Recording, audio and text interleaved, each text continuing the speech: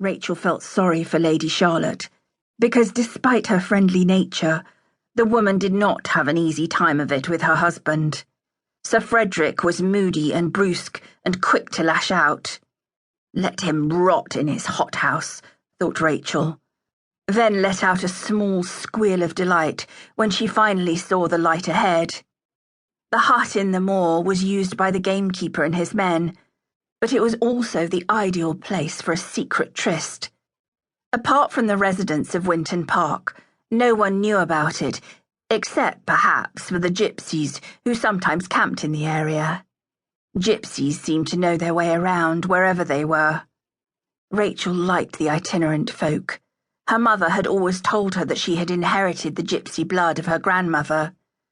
Her father never liked to hear that.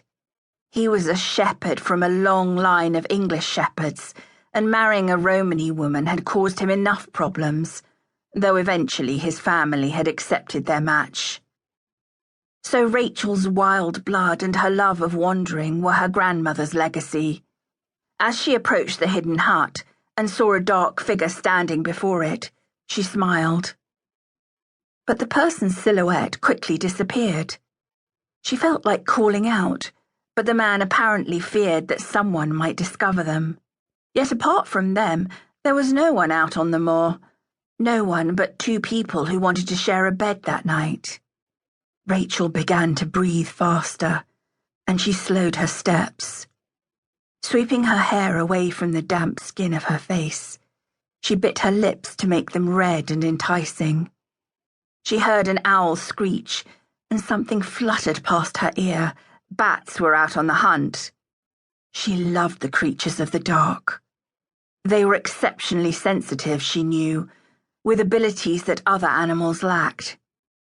And that night she also wanted to be a creature of the dark, wanted to forget that she was no more than a simple housemaid.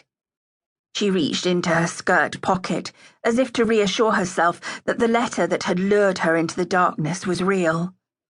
The paper felt firm under her fingers, a promise of good things to come. Slowly, she moved on. She drew her shoulders back, imagining she was a gypsy princess on the way to meet her lover. Winton Park was so terribly oppressive. Sir Frederick's presence created a tense atmosphere, for no one wanted to be taken to task by him. And as kind as Lady Charlotte was, she could not be counted on in a crisis because she always bowed to her husband's will. The kitchen was ruled by Mrs. Elwood, a gruff and sharp-tongued woman who had no interest in anything but the meals she prepared and who flew into a fury if anyone so much as took an apple without permission. Good God, there were enough apples in the house. Such people had no idea what it was like to be hungry, what the gnawing pains in your stomach felt like when you'd had nothing but water and groats for days. The other servants in the place were decent enough, but the housekeeper in charge of the female staff, Mrs. Gubbins, was an ill-tempered piece of work, and the governesses always seemed to be a problem, because they spent most of their time with the ladies and the gentlemen of the house, and therefore felt themselves to be above everyone else. Melissa Molan was no exception.